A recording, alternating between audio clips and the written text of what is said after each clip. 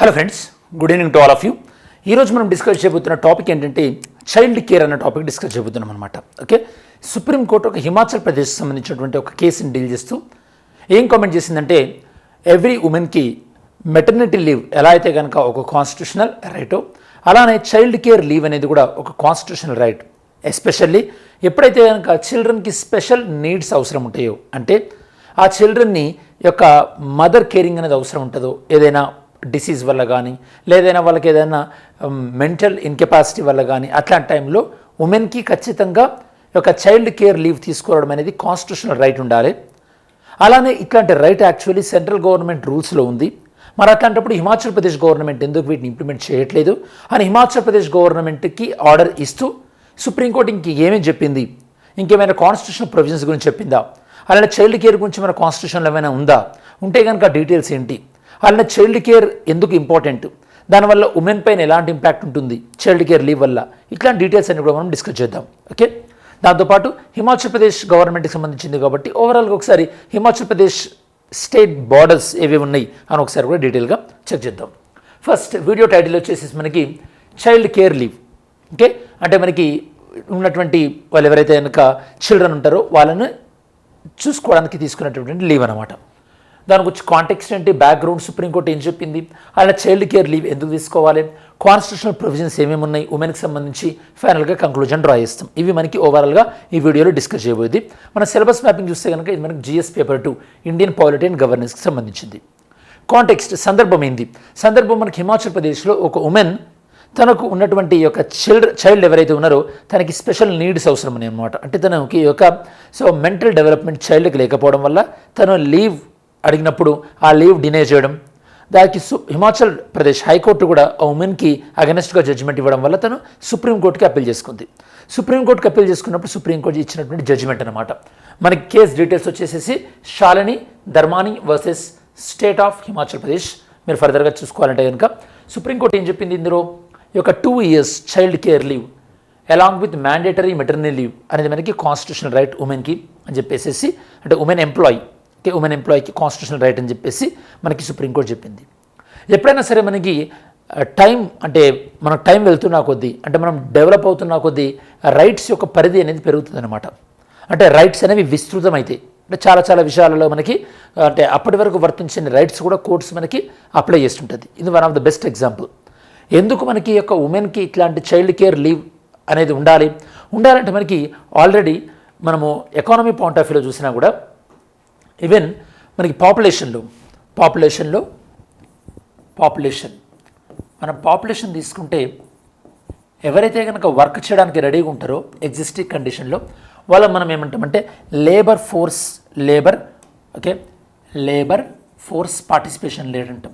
Labour force participation rate LFPR. Okay, LFPR అంటాం, labour force participation rate. Of course ఇందులో ఎవరికైతే work దొరుకుతుందో మనకి వర్కర్స్ పాపులేషన్ రేట్, అలానే అన్ఎంప్లాయ్మెంట్ రేట్, ఇవి బేసిక్ కాన్సెప్ట్. Unemployment rate. మరి ఉమెన్కి ఇలాంటి స్పెషల్ కాన్స్టిట్యూషనల్ రైట్స్ని ఎప్పుడైతే కనుక కోర్టు రికగ్నైజ్ చేయమని గవర్నమెంట్స్కి ఎప్పుడైతే చెప్తుందో అప్పుడు more number of women work చేయడానికి రెడీగా ఉంటారు అనమాట. అంటే వాళ్ళు వర్క్ చేయడానికి రెడీ ఉంటారు, వర్క్ దొరికితే వర్క్ పాపులేషన్ రేషియో, లేకపోతే అన్ఎంప్లాయ్మెంట్ రేట్ ఉంటారు అనుకోండి. బట్ ఈ ఉమెన్ ఎక్కువగా లేబర్ ఫోర్స్ పార్టిసిపేషన్ రేట్లోకి రావాలి అంటే కనుక అప్పుడు ఇలాంటి సేఫ్ గార్డ్స్ అనేవి ఉండాలి. సేఫ్ గార్డ్స్, ఓకే, అంటే మెటర్నిటీ లీవ్ కానీ లేదా చైల్డ్ కేర్ లీవ్ కానీ, దాంతోపాటు protection from the sexual harassment at work ప్లేస్లో సెక్షువల్ హెరాస్మెంట్ నుంచి ప్రొటెక్షన్ కానీ ఇలాంటివి ఉండాలి. మరి వర్క్ ప్లేస్లో సెక్షువల్ హెరాస్మెంట్ నుంచి ప్రొటెక్షన్ పాయింట్ ఆఫ్ వ్యూలో సుప్రీంకోర్టు ఇచ్చినటువంటి పాపులర్ గైడ్లైన్స్ ఏంటి,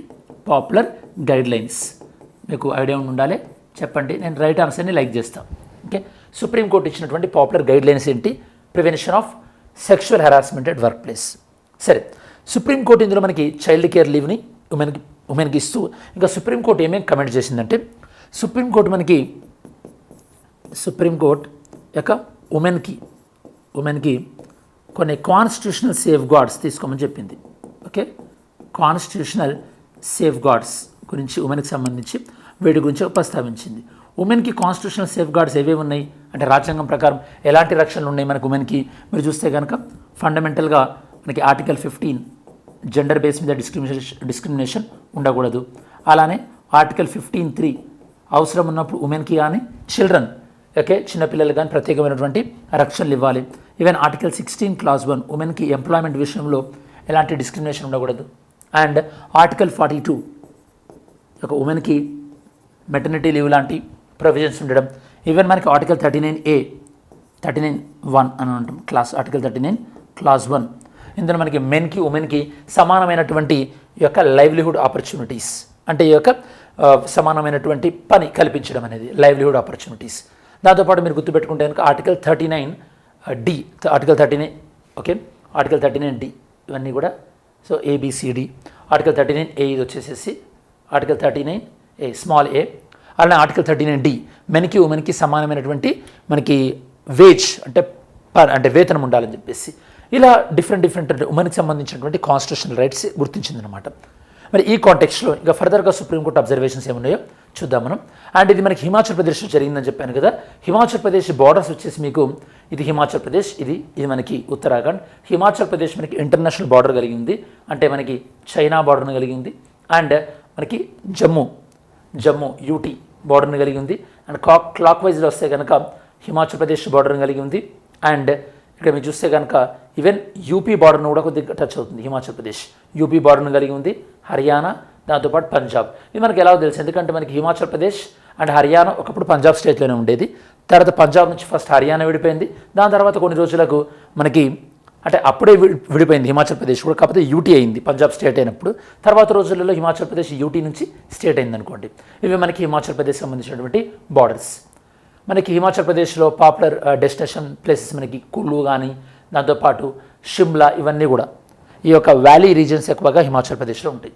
మరి హిమాచల్ ప్రదేశ్లో ఏదైనా ఒక నేషనల్ పార్క్ ఉందా? నేషనల్ పార్క్ ఉంటే దాని పేరు ఏం పేరు కామెంట్ చేయండి. సరే, నెక్స్ట్ సుప్రీంకోర్టు మనకి సెంట్రల్ లెవెల్లో ఇలాంటి చైల్డ్ కేర్ లీవ్ అనేది ఉంది కదా.